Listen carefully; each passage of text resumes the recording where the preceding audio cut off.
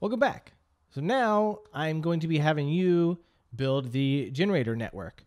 So this is sort of a diagram of what the whole network looks like. So the generator here is our input Z, and this is just sort of a random vector, kind of random white noise vector that we're going to feed into the generator. And then the generator learns how to turn this random vector into an image in this tangulator. So in the generator, we have our input Z. And this goes to a leaky ReLU later. So leaky ReLUs are similar to normal ReLUs. You know, for negative values, ReLUs are 0, but leaky ReLUs have some small fraction there. So like 0.01 times the value for negative numbers. And then it's the same for positive numbers. And then tanh function is like a sigmoid where it squishes it, but tanh has outputs from -1 to 1. So what this means, since this is -1 to 1, is that we're actually going to have to convert our MNIST images. We're going to have to rescale them so that they're between -1 and 1 when we pass it to our discriminator network.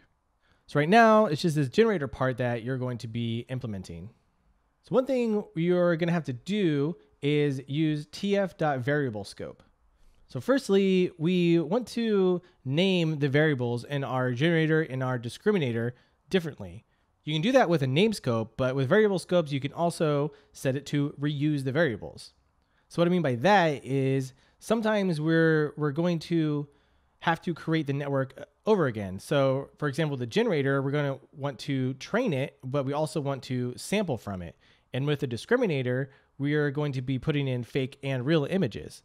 So when we do these different things, when we're putting in fake and real images in the discriminator, we want to reuse the variables from a previous creation of the network. Because if you don't reuse the variables, then what's going to happen when you run the function to create your network again is going to create totally new variables, but we don't want to. We want to use the same variables for the fake and real input images. So to do that, you just wrap your code in with tf.variable, give it your scope name. In this case, we're going to be using generator and discriminator, respectively, for the different networks. And here we said reuse. So reuse is false if you want to create a new network, and then you set it to true when you want to reuse the variables. And so like I was talking about before, we're using leaky ReLUs. So with normal ReLUs, you can use tf.maximum. TensorFlow doesn't actually have a leaky ReLUs function, so we have to create our own. And we can do that with tf.maximum. In this case, we're going to set max alpha times x and x. So here, alpha is just some kind of scaling parameter. It sets the magnitude of the output for the negative values. Typically, you have this pretty small, like 0.01.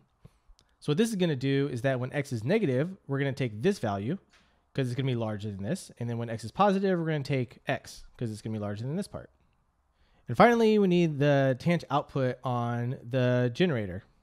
So in this function below, we are going to want to output the tanh to get our new images, but we also need to return the logits so that we can pass it to sigmoid cross entropy with logits.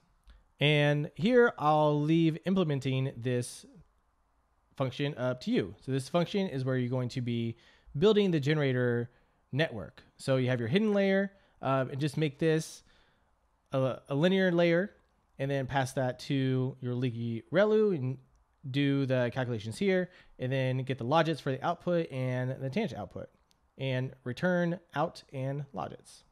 Okay.